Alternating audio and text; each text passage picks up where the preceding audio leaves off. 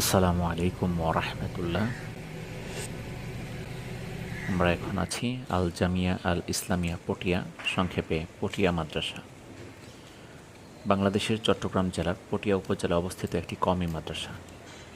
এই মাদ্রাসাটি থেকে কিছু অভিজ্ঞতা অর্জনের জন্য আমরা হাবিবে জান্নাত মহিলা মাদ্রাসা এতিমখানা বুর্দি নকলা শেরপুর থেকে এখানে এসেছি। আমার সফর সঙ্গী হাবিবে জান্নাত মহিলা মাদ্রাসা এতিমখানার সম্মানিত শিক্ষকবৃন্দ, এই মাদ্রাসায় এসে পৌঁছেছি গতকাল রাতে এশার নামাজের পর।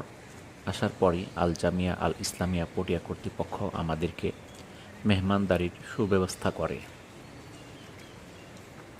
খাবার ও থাকার সুন্দর ব্যবস্থাযুক্ত মেহমানখানায় আমরা গত রাত্র অবস্থান করি।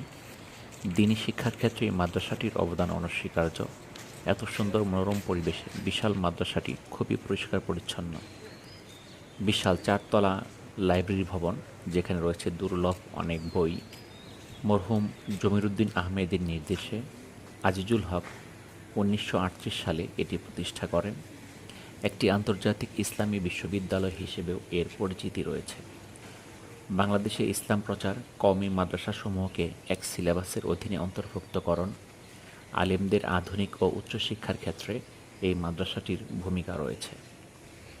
মাদ্রাসার প্রথম পরিচালক ছিলেন আজিজুল হক রহেমাহুল্লাহ। বর্তমানে মাদ্রাসার মহাপরিচালকের দায়িত্ব পালন করছেন আবু তাহের নদভী। মাদ্রাসার দ্বিতীয় পরিচালক মোহাম্মদ ইউনুসের সময় মাদ্রাসার ব্যাপক অবকাঠামোগত উন্নয়ন সাধিত হয়। 1945 সালে ইব্রাহিম বালিয়াফির মাধ্যমে এই মাদ্রাসায় দাওরায়ে হাদিস চালু করা হয়। মাদ্রাসার বর্তমান শাইখুল হাদিস ও প্রধান মুফতি হিসেবে আছেন শামসুদ্দিন জিয়া। 1960 সালে প্রণীত সংবিধানের ভিত্তিতে মাদ্রাসার যাবতীয় কার্যক্রম পরিচালিত হয়। 1971 সালে বাংলাদেশের স্বাধীনতা যুদ্ধের সময় এই মাদ্রাসাটি ক্ষতিগ্রস্ত হয়। শিক্ষা কার্যক্রমের পাশাপাশি এটি সমাজসেবা ও দাওয়াতি কার্যক্রম পরিচালনা করে।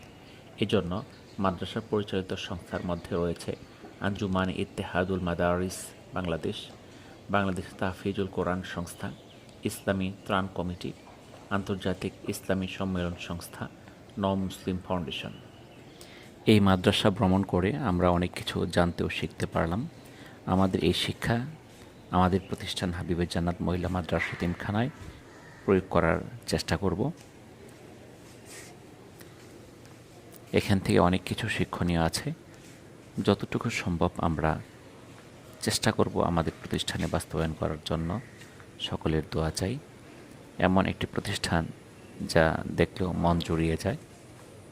দ্বীনি শিক্ষার আলোকবর্তিকা আল জামিয়া আল ইসলামিয়া পটিয়া মাদ্রাসা।